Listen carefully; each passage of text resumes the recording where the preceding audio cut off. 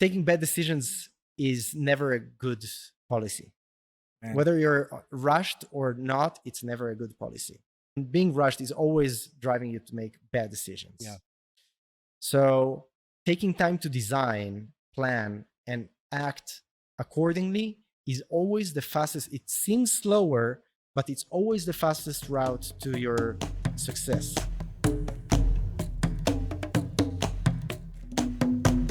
Hello and welcome back to Regeneration Nation Costa Rica. I'm your host, Jason Thomas. I'm here with Itai Hauben, and we are at the beautiful Adama, which is a permaculture education center here in Costa Rica near the Chirripo River.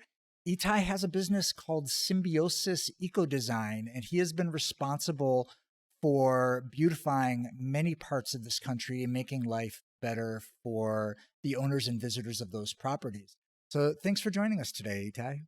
Hi, welcome. Itai's been a permaculture designer for a couple of decades now, and we're going to hear a little bit about Itai's story, learning about permaculture, coming to Costa Rica, but we're also going to talk about the importance of permaculture design and why to bother designing your property or your business or your lifestyle using this design method and principles versus just going for it.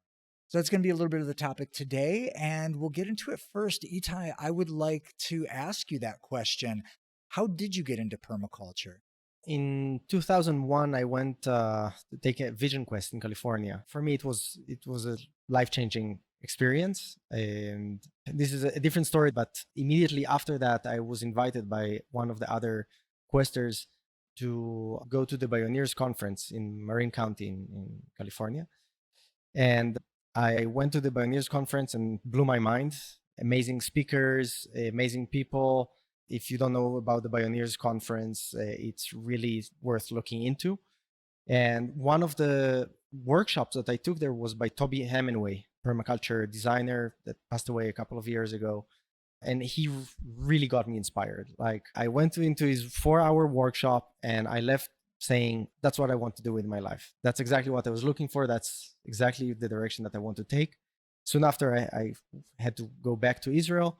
And as soon as I got back to Israel, my first thing to look into was who teaches permaculture. I want to know more about it. I want to take the course. I want to apply myself to it. I found this one place that was teaching permaculture at the time. And I went there. I took a course that was a very extensive course. At the time, they were teaching a 6-week, like super exhaustive course, which for me was great. I wanted to absorb as much as possible.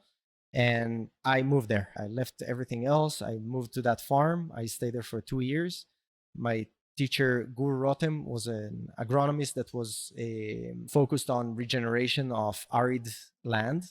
So re-establishing arid forests, very interesting ecosystem. And I learned a lot about that. And in the same time, I felt like food production was a little lax in that context. It was also climatically challenging, but I felt like we're doing really amazing work in regeneration, also planting food forests, fruit trees, managing water.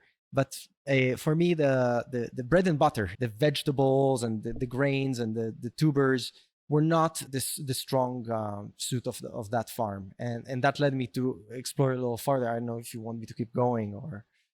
Yeah, if it's relevant to what got you excited about permaculture, for sure. I mean, you mentioned the regeneration of arid ecosystems. And I know that's something that really sparked me many years ago when we first bought our farm, and I found some of the work that's been done in Jordan and other areas to legitimately turn deserts into forests. Yep.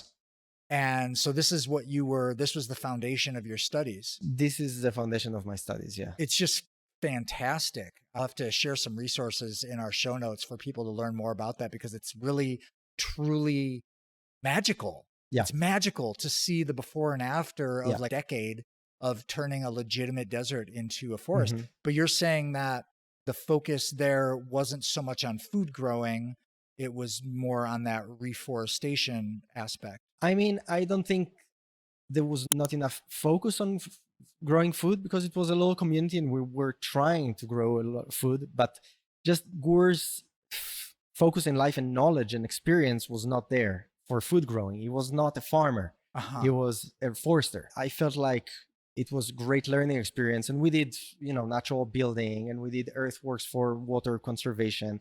And he was very knowledgeable about a lot of that. But I was just curious to know more about growing the food that we consume daily. This place was an educational center, so we had permaculture courses. I participated in several other permaculture courses during my time there. And there were all other workshops that were coming in. And one of them was a biointensive workshop. And that spoke right to my niche that was lacking there, right? It was like, all right, how do we grow vegetables? What we consume most is like tubers and vegetables and grains. The teacher, he said in the end of the workshop, if anyone is interested to learn more, the center in California, where the research center where they initiated this system, is offering scholarships. And I was like, all right, that sounds great. I want to know more. I applied for the scholarship. It was the last date. They were closing. I learned about it the day before. And luckily, I got a scholarship to study with John Givens in Willits, California, in the Common Ground farm. A 6-month program that was also, for me, was very life-changing. Wow. On so many levels. One of them is that this is where I met my wife to be, now my wife. But also because it gave me a lot of broader understanding of how to grow food, right? This is crucial to what we're talking about in permaculture, is how to, be more resilient, decrease our footprint. We want the food to be growing just outside our kitchen and not thousands of miles away. Growing food is essential for permaculture, for me at least. So this was a life-changing experience, and that also eventually brought me to Costa Rica. So after 2 years in Israel, studying mainly on reforestation and just ecosystem transformation, then you went to California and you studied 6 months of biointensive food growing. And then you ended up in Costa Rica. How'd that work out? Well, I fell in love with this cute Colombian girl. Yes. That was also on a scholarship in the same program. And she came to the program from the Earth University. She was Colombian, but she was studying in Costa Rica in the Earth University, agronomical engineering. And on their third year, the students of Earth University, they take a semester abroad, right? So each one is finding their niche, depends on their focus and interest. She was interested in regenerative or sustainable agriculture. She applied and got a scholarship to the same program. And we met. I didn't speak a word in Spanish. She had a vocabulary of like a dozen words in English. Okay. And it was really, really sweet.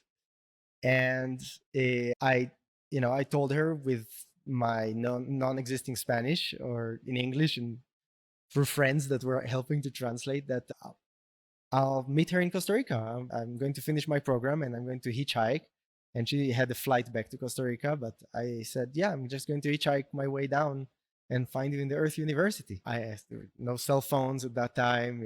I had a little note on my notebook with her dorm number in the Earth University.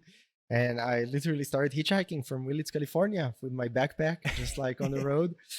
And I got into Berkeley with a ride, and then I couldn't hitchhike my way out of the city. It's really hard. I don't know if you ever tried. I know you had a lot of traveling experience. Yeah.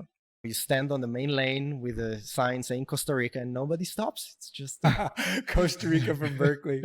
No, definitely in my experience, I learned that when you're in the city, always get on a bus, right, like a public bus that can take you to the furthest distance out of town first. And then once you get to that furthest distance out of town, you can get on the public bus, then start hitchhiking, and always fly a sign for like the next state or the border or like a smaller distance. But no, that's hilarious. I totally see it. Yeah, but I was trying to figure out exactly what is my plan. I was staying with some friends of my brother that were living in Berkeley at the time. And I was trying to find a ride out of town, basically. and they invited me to a synagogue for this Sabbath service, which I never go. I'm not a religious person. I never in my life, I didn't do bar mitzvah. I didn't, I never attended to any of that, but I was kind of like bored and stuck. I was like, all right, whatever, let's go. Just to, get out of the house. And it was actually a very beautiful ceremony, very alternative community that they were part of. And at the end of the ceremony, I randomly met this really enthusiastic guy that was telling me that in 4 days, he's living on a vegetable oil powered bus to Costa Rica. He has a permaculture farm in Costa Rica, and his name is Stephen Brooks. And I was like, listen, man, I have to get on that bus. It was like, no, sorry, we're full. We don't have space. The crew is already set. I was like, no, listen, man, I told him the whole story. I fell in love. My girlfriend, she's in Costa Rica, going to wait for me in the Earth University. I have to get there. And he was like, listen, it's like, I'm really sorry. I would love to say yes, but we're full. So I took his email and number, and I started nagging like 5 times a day until he was like desperate to get rid of me, probably. So he was like, listen, I can't really take this decision. There is a whole crew. It's not me. But if you want, come to the departure party. It's going to be in San Francisco, in that place, and talk with the rest of the crew. And if everyone is saying yes, then fine. But I can't make that call.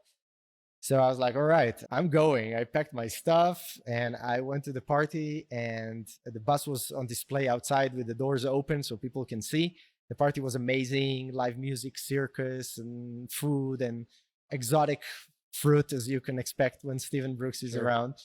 My first durian experience. And then at 4 a.m., everybody was partying hard, and I just went on the bus and put my sleeping bag on the end of the aisle and went to sleep. And that was it. I mean, during the night, I met probably most of the crew. It was pretty, loud and hard to speak. So I don't know if they got what I was like trying to say, but like I was on the bus, and they were like, "Who are you?" I'm part of the crew. Oh, do you know anything about mechanics? I was like, yeah, a little bit. I can help. I can learn. So I became the second hand to the mechanic that was installing the oil system there, and helped a lot with the maintenance of the engine part, a little bit of carpentry. I'm not a carpenter, but I can put some shelving in the bus. So yeah, I just jumped on and made it in one single hitchhike to the Earth University. Epic, yeah. Epic. Yeah, probably I can qualify for the Guinness record of the best hitchhike ride ever. Wow. Okay. Yeah, that beats any of my rides. Awesome. So you made it to Costa Rica, you made it to Earth University, you met up with Melina, and that was what year? That was the end of 2004. 2004. Or maybe January 2005. Yeah. Okay. And when did you move here to Adama? Oof, that so many years later. We moved here in December 2018. Okay. So over that time, you were teaching permaculture courses in various places around the country. Yes. In 2006, I started teaching permaculture courses in Costa Rica, in Punta Mona, mostly, teaching with Stephen Brooks for twice a year, teaching in other places, Pachamama community, in Fuente Verde at the time, and here and there, where people were asking me to teach. I didn't have a venue of my own to be hosting courses. And also in 2006, I started working as a consultant and designer for projects. Yeah, I started my first project here in Costa Rica was what is now called the Ecovia. It was in the early days before it was called Ecovia. It was called the Copali Communities. Oh yeah.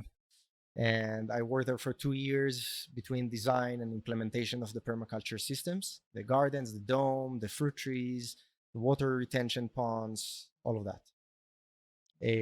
So how would you define the difference between a permaculture designer and a consultant? That's a good question. I don't know. I guess a consultant can be within the very broad field of permaculture, because permaculture is very broad. right? We talk about the 7 domains of life, right? Permaculture has to do with all of them. A consultant can be an agricultural consultant.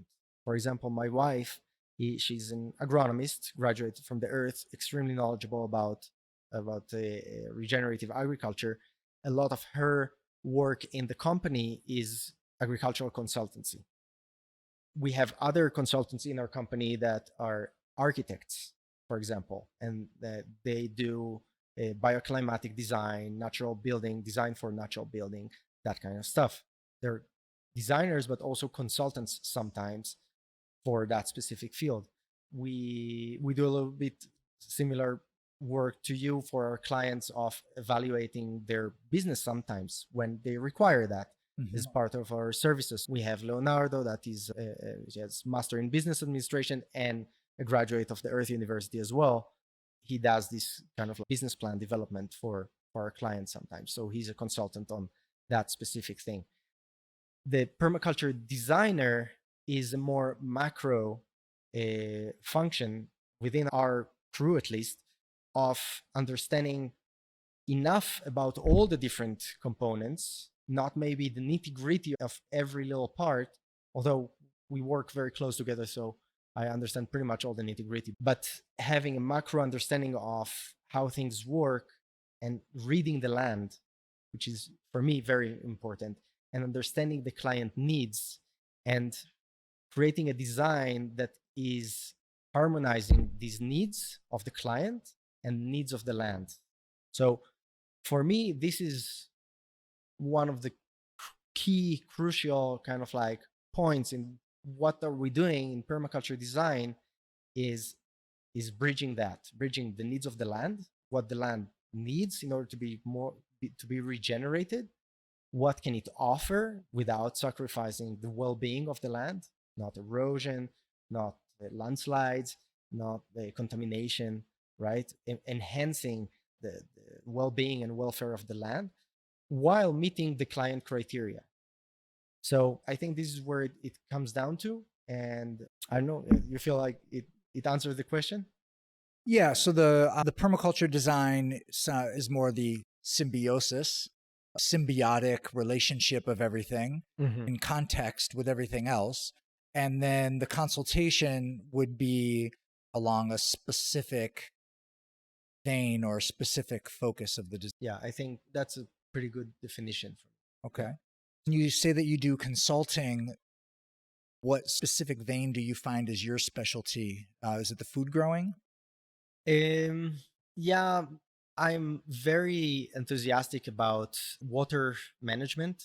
So water retention, prevention of runoff and erosion. This is definitely one of my strong suits. So I'm a pond builder. I build dams and create ponds. And this is something that I'm very focused on and excited about. And the amazing benefits that I can talk for the next 3 days about all the benefits of doing correct earthworks for water retention and managing. And the other thing is food forests. I'm really excited about food forests. I love installing food forests and planting trees. So when I go on consultancy, usually it's going to be along these 2 lines. All right. So we got the background of how you got into permaculture and your place in permaculture. You're working with a fabulous team. You've been doing installations here in the area for quite some time with this team. And with a large project, there's, in my experience, working with people and having my own project, even after years of helping other people with their projects, once I had my own project and we started it thinking that we had a pretty good plan, right? When you get into doing a permaculture design specifically, it transcends, I think, most people's tendency to make a plan, right? There's this depth to the assessment and the analysis that really takes into consideration more than the function of each specific part, right? Yeah. And so that was something we want to get into, is like maybe the easiest way to describe why creating a holistic design is important. I'm sure you've got some stories of places that you've gone into that started without a design and we're like, oh my gosh, what did we do? We need somebody to help us out of this jam and give us a more holistic design. So through that lens, describe to our listeners a little bit about the importance or value of investing into a permaculture design. Earthworks, like road placement, road work, benches for construction, leveling construction site, plantels, orientation of the house. Also on architectonical level, we see a lot of mistakes in the design, not taking correct considerations of the elements, the wind direction, the sun direction. The problem, the sad thing is that these kind of errors are almost irreversible. Like once you bring a bulldozer into the property and you cut a road and it's cut in a wrong way because of lack of understanding of lack of eco literacy, right? Deepak Chopra speaks of eco literacy, and I like this concept. It's like knowing how to read the landscape is a skill that I don't know if it's lost on humanity or just not many people today learn how to read the landscape. And so I think it's a very important thing to tap into someone that knows how to read the landscape well and get their opinion, if not hire them altogether to design what you want to achieve, because these mistakes are irreversible and very costly, right? Like installing a road in a bad position on the slope with bad water management is just throwing down the money. It's a money pit, right? It's what we call in permaculture type A error, because it's irreversible. You're not going to undo the earth cut. It's impossible. You can mound dirt back on the cut, but it's just going to slide back off. And the cost is going to be prohibitive because you already invested so much money in, yes, making that road in the wrong location, for example. And then on top of that, you might either lose your investment on that road or be committed and married to that road and having to throw money at it every year for the rest of your life to maintain it. So something so basic as placing a road, not even making it, just placing it in the correct way, I think is a very important factor. And many times, unfortunately, people call us after the fact. And then it's, please help us fix that road. And many times I'm like, I'm not a magician, right? I'm a permaculture designer, consultant, but I'm not a magician. I can't undo, you can't like Command Z the earthworks. It doesn't work like that. So I think this is really like, if anyone is listening and they have any project in mind where there is heavy, expensive, non-reversible infrastructure that they want to place, it's really a small investment to get someone that is knowledgeable. I'm not necessarily trying to push myself, like, should find someone, Jason knows a lot. There are other people in the country. Get someone that is that knows how to read the land and can give you good advice on or design on how to place your mainframe components. Yeah, this is one of the main things. Man, I hear you on that. I have seen some devastating roads put in this country. Yep. And I'm not a pro. I would probably, if somebody asked me to help design the road, I'd be calling you up. Even then, I've taken a first look at a number of roads in this country and just shook my head like, how did that end up being the decision? And we all have our gifts. A lot of people get excited. Like, one of the first things they think about is, I want this view. Right. Yeah. And so based on my desire for a view, I'm going to put my dream house right here. And because my house is right here, I'm going to get a road the shortest road possible because I don't want to spend too much on the road. So I'm going to make a direct path with my road. Yep. Yeah. That's many times the case. Uh-huh. Also, I mean, I don't know if you want to for me to go a little into some nitty gritty stuff, Yeah, yeah. but if you have an ocean view on the Pacific side of Costa Rica, which is what a lot of people are looking for, right? To be on the ridge or on the hillside and have an ocean view. Uh, if you have view to the east, to the west, sorry, to the sunset, which is very desirable because it's really beautiful to see the sunset. But here's the issue. From 1 p.m. until sunset, you're going to have two suns blazing into your living room through the big pane window, because this is usually the case. You want to see the view, right?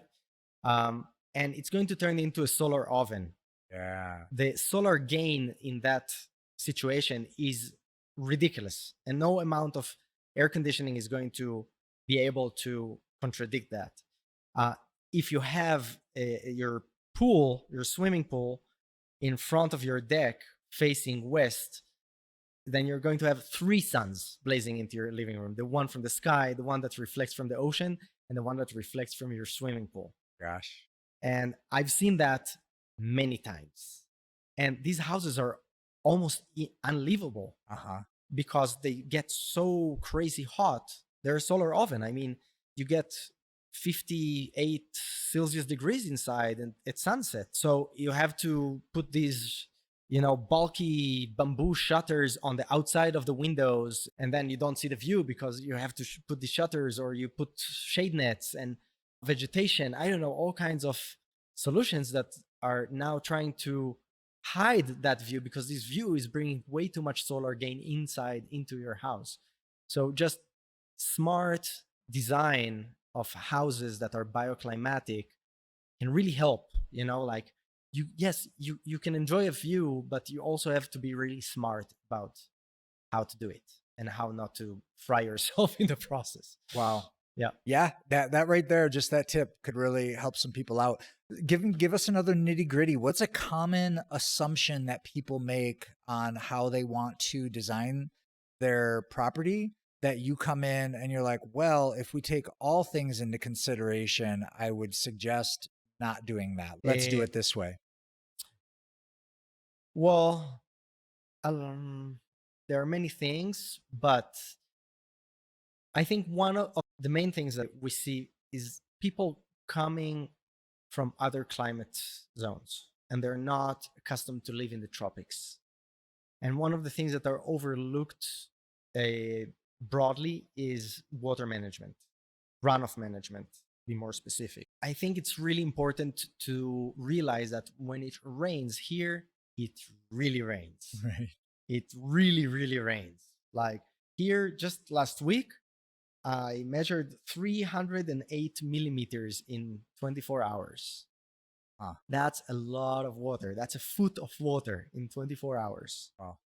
And it wasn't like, some insane rain event like one in 100 years. It was just regular Costa Rican rainy season. Yeah. So, when you have so much rain, you really have to consider very, very carefully, how do you manage the water? Now, we're in a country that is very mountainous, so most of the properties are on slopes, and you really have to be hyper careful what happens on the slopes, because if you're not, then it's going to create erosion, and it literally can take out your road, it can take out Your house. the foundations of the house, it can take out the hillside, right? So this is serious stuff.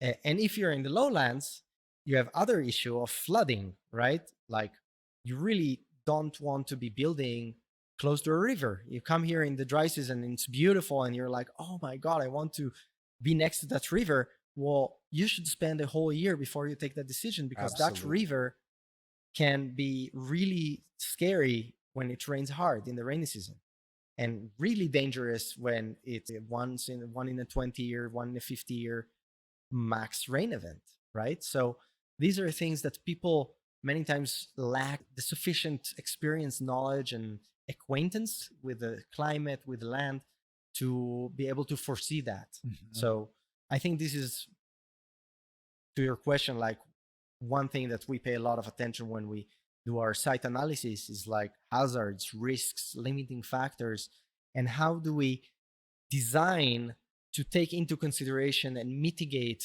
all these hazards and limiting factors to the extent possible, reduce the risk factor. Yeah. Yeah. Yeah. And that's, that principle of within the problem is the solution. You have to design, especially when making these big investments, you have to design for the worst case scenario. And if you're new to the country or a seasonal, even if you've been here for 10 years seasonally, and you've heard stories about the worst case scenario, it's really still so invaluable to hire somebody to come in who has 10 years of living here year round and seeing multiple properties and all these things gone wrong, because the investment into hiring somebody to come in and help you make those decisions could save hundreds of thousands of dollars. Yeah. Because I've definitely seen some houses go down from landslides. Oh, yeah. And it's heartbreaking. tragic. Yeah, it's tragic. Well, another really important thing is, and one of the services that I love doing the most, it's our cheapest service, so it's very affordable, is due diligence. To go on a property before you purchase it and just vet it out, or give you approval, or at least give you information that allows you to take an informed decision, right? Maybe sometimes I'm not going to tell you, listen, don't buy it, it's a bad investment. I might, but I might tell you, listen, you have to take into consideration A, B, C, and D, because what we see that many times people hire us to come do a design in a property that is really not adequate for what they want to do.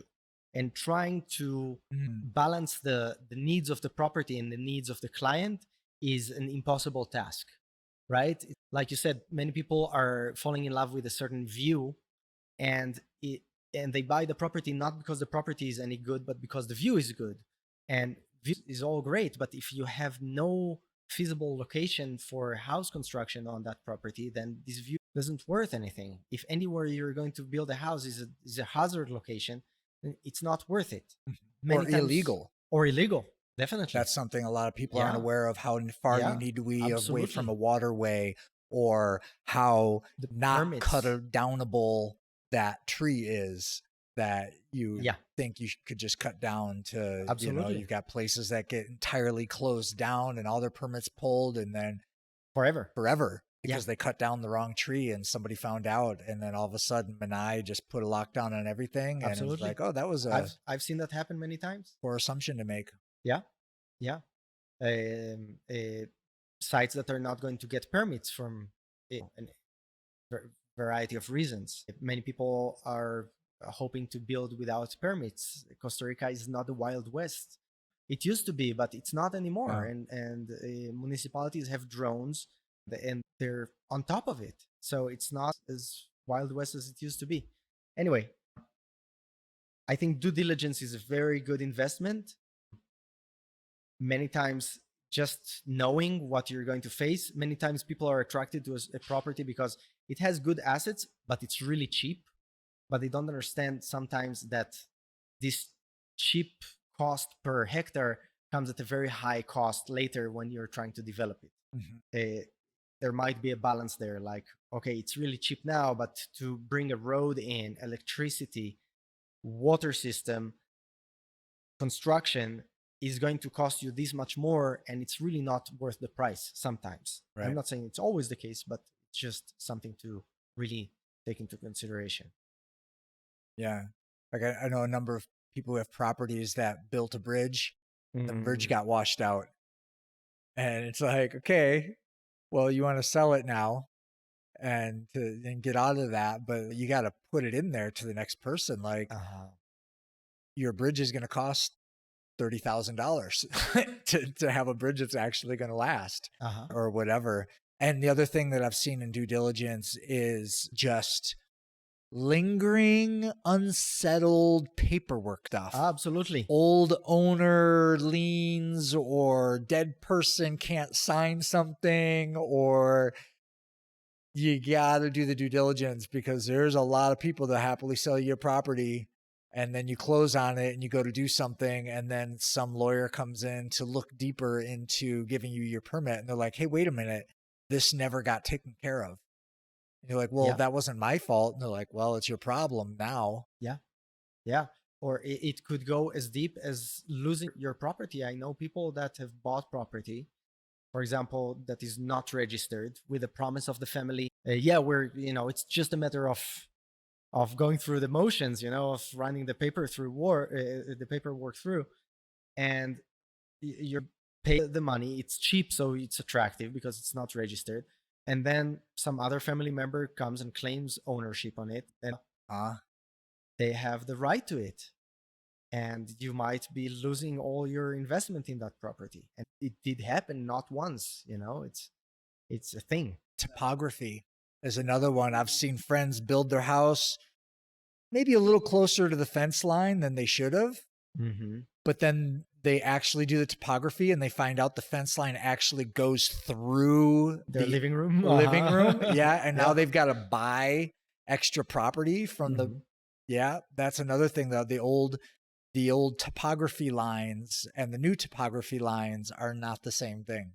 Well, a common mistake is that people think that the cow fencing Right. The cow fencing, that's the is line. is the line. It's not usually. Right. It's not accurate. It's Right. just a convenient line to run There's an the agreement fence. between a couple of neighbors. And, For example, or Yeah. just where the trees were easy to plant for the post, right? Yep.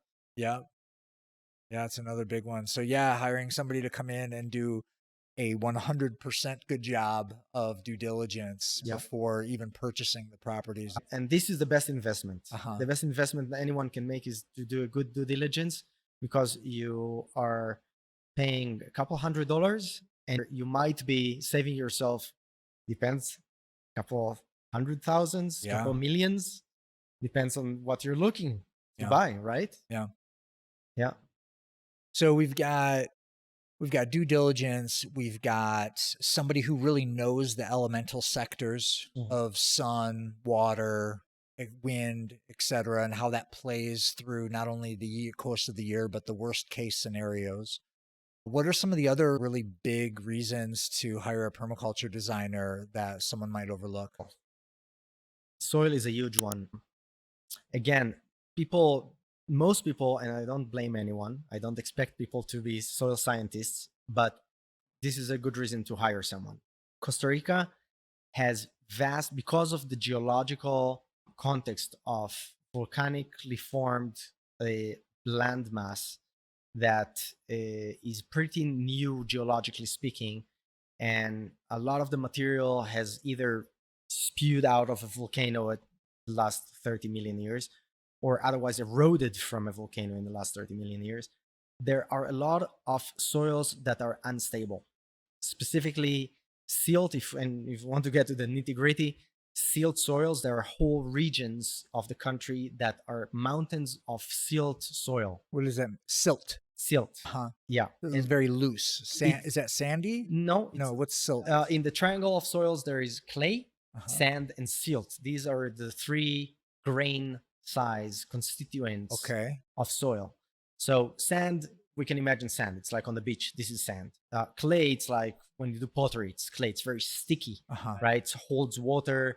It's great for making dams and great for holding water. Silt is this loose material that might feel, when it's soaked, it might feel very much like clay. And when it's dry, it might feel more like powder. Okay. And because it doesn't act quite like clay, there's no cohesion between the particles, and it doesn't act like sand in the sense that the particles of sand are loose but heavy and settle easily and not carried very easily with water. Silt, this is permaculture class on soils. Silt, this is why you say silting off a pond, because this is the particle that carries the most with water, and it's going to settle in the banks of rivers, in ponds, in your filter, in your water system. And the problem with silt is that it's an unstable soil, and when it's on steep slopes, it tends to slump. So this is not erosion. This is not runoff running on the material and creating crevices. Also, it's a very erodible material. But even scarier is that you might see no erosion whatsoever. It's all vegetated and nice. And when it's really saturated with water, it might just lose integrity and slump. So it's a kind of motion, becomes porridge basically, and just slides down. And you see that very often in Costa Rica. It's super common. Like you see it on the roadsides. Every time it rains hard, there are landslides. Usually could be loose rubble and rock, but many times when it's mud, it's silt soil, not stable. And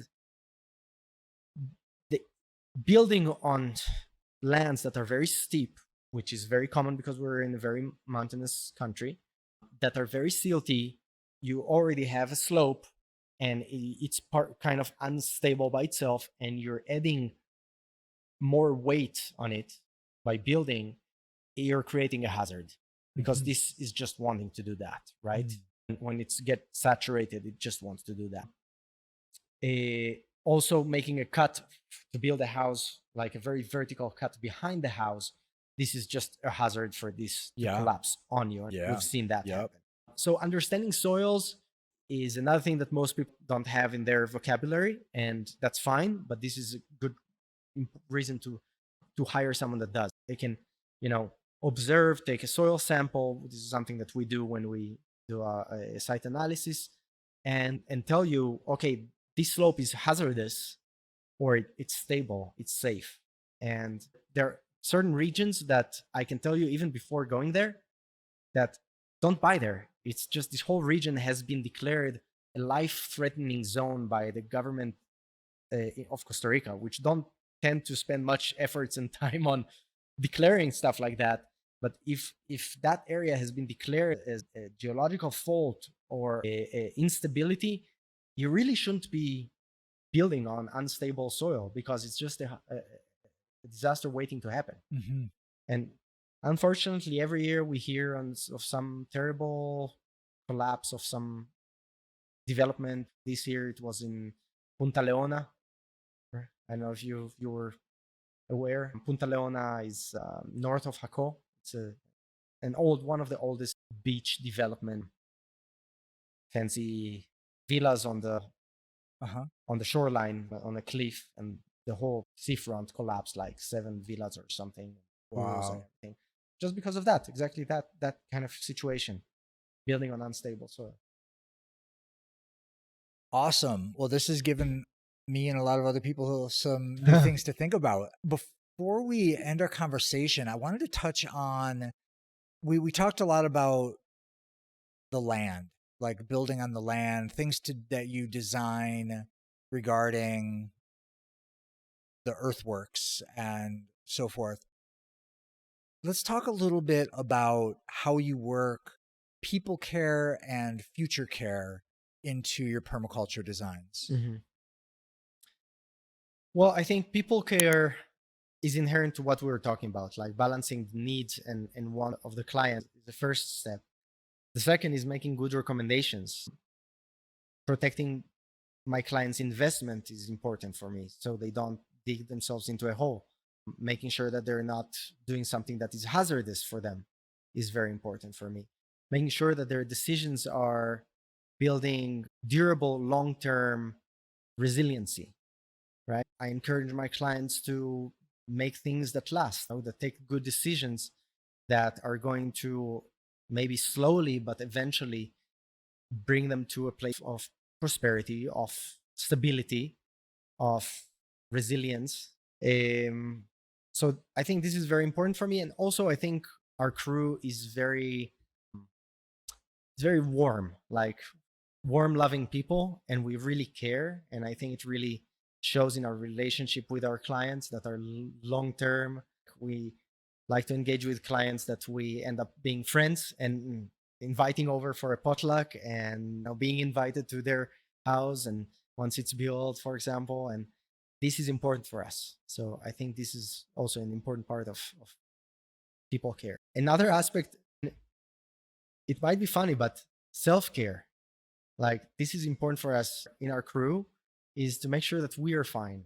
And it really shows in our weekly meetings that we care for each other. It's like our meetings are very humane, are very our workflow is very humane. We really make sure that everyone is heard and all concerned and doubts have been cleared out, and make sure that we don't burn ourselves is really important. This is something I learned the hard way because I got burned out several times, and many times projects and clients and da da da, and there is this feeling like ooh, overwhelming, and I'm like telling my crew, listen,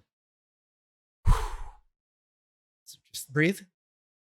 I'll just tell the client that it's not going to be submitted this Friday.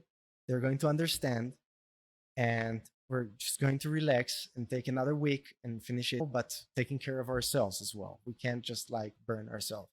And I think this is important. I think this is important for everyone. Yeah. Even the clients. I Even know a the lot of people clients. who are in the midst of building their project. And of course, it always takes twice as long as they think, if Yeah. not longer. Yeah. And they didn't plan for that. They didn't design the like extra time and the extra stress. They think like you can even conceptualize, oh yeah, I know it's going to take longer and cost more. But it takes more than conceptualizing. You need to design in ways to handle that. Yeah. And I think that's an important thing for people to keep in mind when they're developing anything of size, is just like really anticipate those stress levels coming to a point where you need to remind yourself to just take a break. Yeah. I've had it at my place where I was just like, we're just like hit our point. We're like, you know what? We're closing the doors, or we're going to give the workers the week off. We'll pay them the minimum for the time, or we'll give them some stuff to do that we don't have to think about, just some perimeter maintenance Yeah. that we don't have to check in with. But we really need a break from making decisions. Absolutely. Making decisions is hard when all of them are so important. And I think that's a really important piece to keep in mind. Yeah. I think now that you're bringing it up, this is a very, very valuable point. And many times our clients are coming with rush, whether it's driven by finances or by fear or by some other factor. But the urgency is never it's never working for you. Never. Like the urgency because the world is going to end. Because we install permaculture homesteads and farms, we have a lot of clients that come with this fear. And I mean, yes, it's like things are pretty bad in the world and getting worse. I'm not in dispute with that assumption.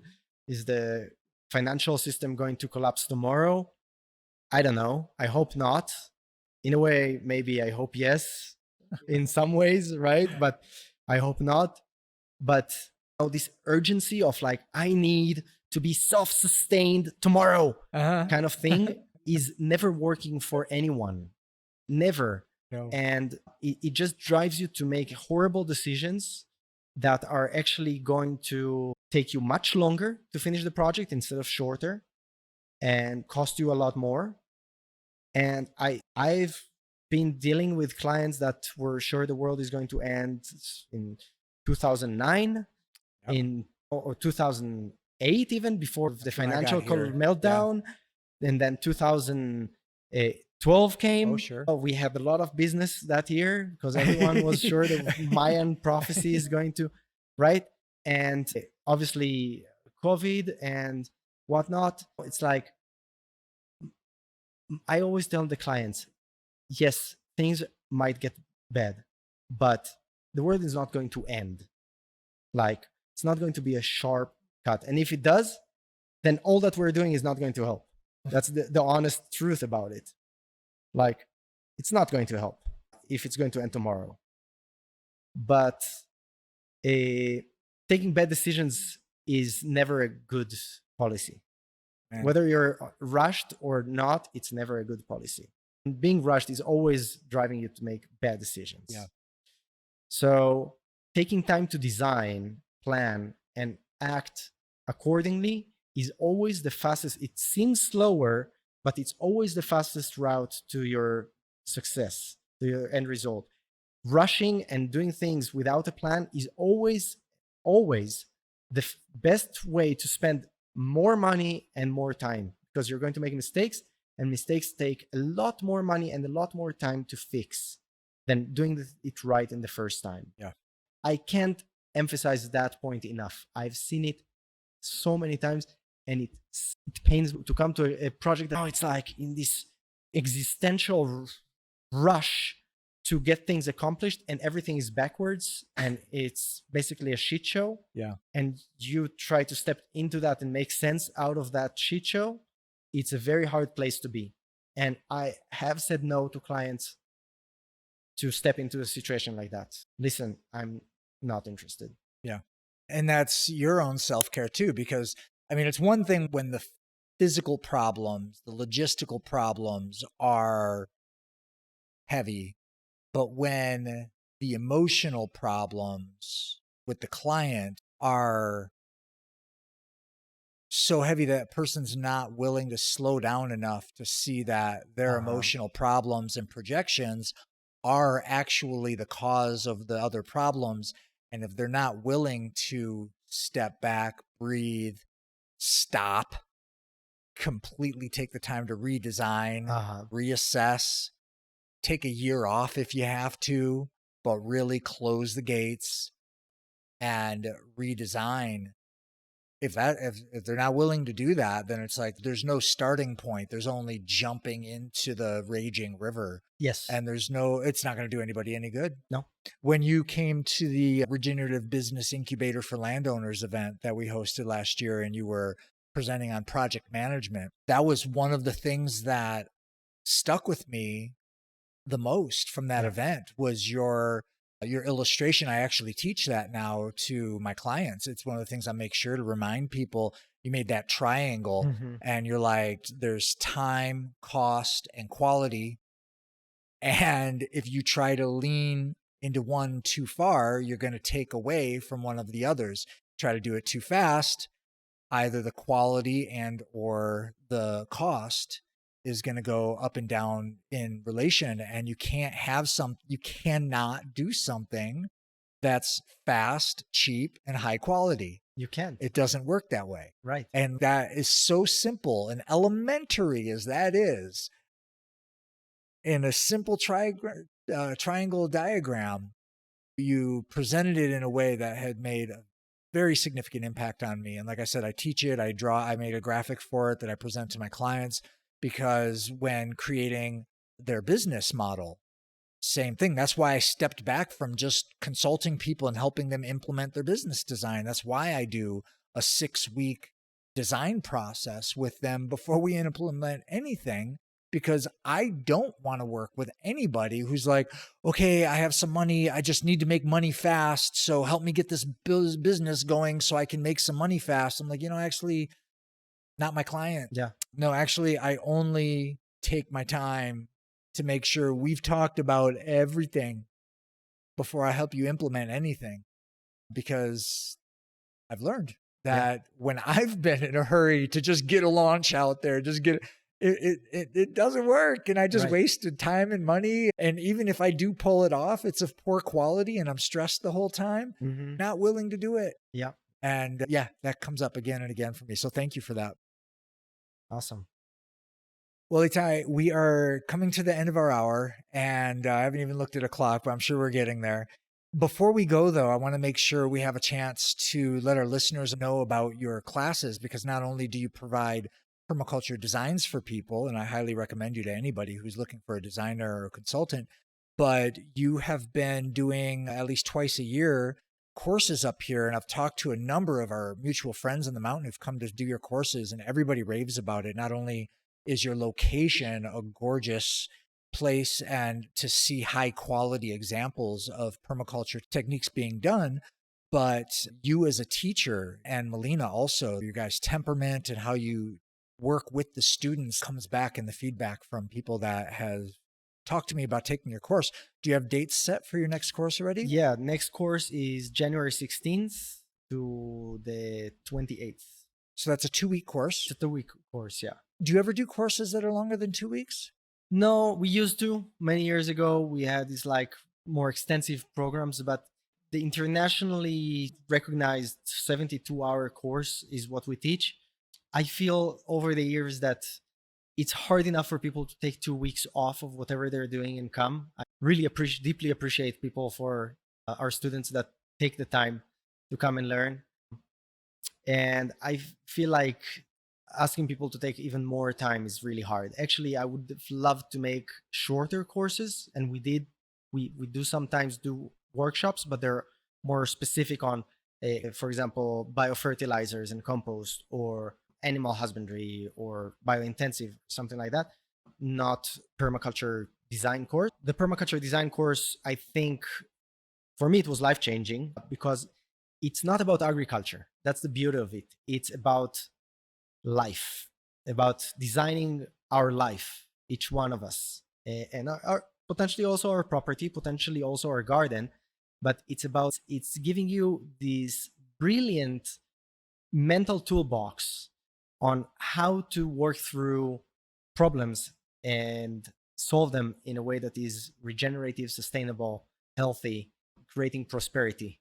And I had students, I always tell you in the first day of the course, I had students coming from so many different uh, experiences of life, and taking that information and applying it in their field that I have no experience and no knowledge of whatsoever, and doing remarkable things, whether it's engineering, whether it's financial systems, whether it's educational systems for younger children. It's not what specifically I teach or what I do, but the toolbox that I provide applies for everything. Yeah. It's just a good, solid mental toolbox to work with. And I think this is the true value of the permaculture course. It's much more than learning to grow your own food or design your property, which is also part of it. And we do teach biointensive and composting and biofertilizers and blah, blah, blah. All these things are part of the course, but for me, this is just the cherry on the top. It's not the meat. The meat for me is that toolbox that is being developed. Yeah. And the toolbox isn't in the techniques. The toolbox is in the principles, Yeah. the ways of thinking, the ways of looking and considering in a more holistic way. And that's why it's applicable to business, to family life, to community development. Yeah. And I told you before we started, we were chatting, that I've got this group program that I'm putting together for permaculture students that want to become designers. And I'd love to get you to present on that and do a whole piece. But I guess it'd be nice to offer our listeners too, there might be some people who are permaculture students that have already taken their PDC that might want to get into doing designs professionally. Do you have any advice for those people on how to best get started besides just volunteering at somebody's place for 3 years, hoping to get enough experience? Well, first of all, getting experience is the most crucial. I would say one really good way is to look to work in a company that does that, as an assistant initially.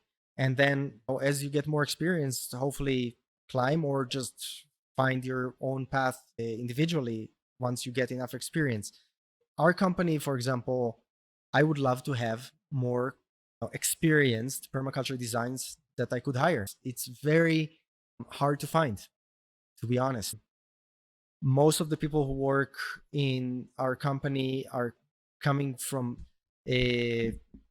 different fields, like agronomy, architecture, and they took a permaculture course later, and now they are, through their work with me and with Meli, they learn how to design and implement permaculture systems. But this is on top of their previous experience as architects, engineers, and so on. I'm training a lot of the crew as we go. And I think it's the profession of the future. It must be. I mean, if we have any future, it must be. We need more permaculture designers that are experienced and know what they're doing. It's crucial. Yeah. And one thing that with the permaculture students that I've worked with already to help them start up their design business, one of the things that I imparted was that you don't have to get started designing a 20-acre property. Really, you can find someone with just a small home site that wants to do, because it's applicable in these smaller settings where someone just has a half an acre or something like that they want to design. And this is another great way to begin designing, Absolutely. is just finding these small scale clients where the stakes aren't super high, Right. and getting them some short-term needs met. And yeah, could be someone's parents' house, for example, in a suburb or something like that, or in an apartment in the city. Just gain experience, apply yourself. Also, there is infinite amount of information, books and YouTubes and websites that teach all kinds of techniques. So it's not necessarily giving you experience on the broad scale design, but understanding how the techniques and components work definitely help to understand the broader design, because then you know where to plug and how to interact between the different systems, the different components, and what are the requirements and what are the outputs of each one of the components. So these are really great ways, everything that we mentioned, to get more experienced. Yeah. Awesome. Before we go, just share any your website, your socials. What's the best way for people to find you if they want to hire you for a design, or they want to come to your course in January or any of your future courses? What's the best way for people to get in touch with you? Yeah, a Symbiosis website is symbiosiscr.com. So Symbiosis CR like Costa Rica. And we are also on the social networks like Instagram and Facebook. Adama doesn't have a website. We're on Instagram, Adama lower dash permaculture. And you can also reach us on WhatsApp at 506-871-4215. Hey, awesome. Any closing thoughts for listeners? No, I'm really happy that we had this conversation, and I really hope that our conversation can be of help to anyone who is listening. We touched on some really solid things that happen a lot in Costa Rica from both our experiences. So if anyone is inclined to take better decisions because of that, I'm super happy. And I hope to do it again, maybe on some other topic. We can. Me too. You're brilliant. I'm definitely going to be bringing you into more of my programs. So thanks so much, Itai. Awesome. And we'll see what comes next.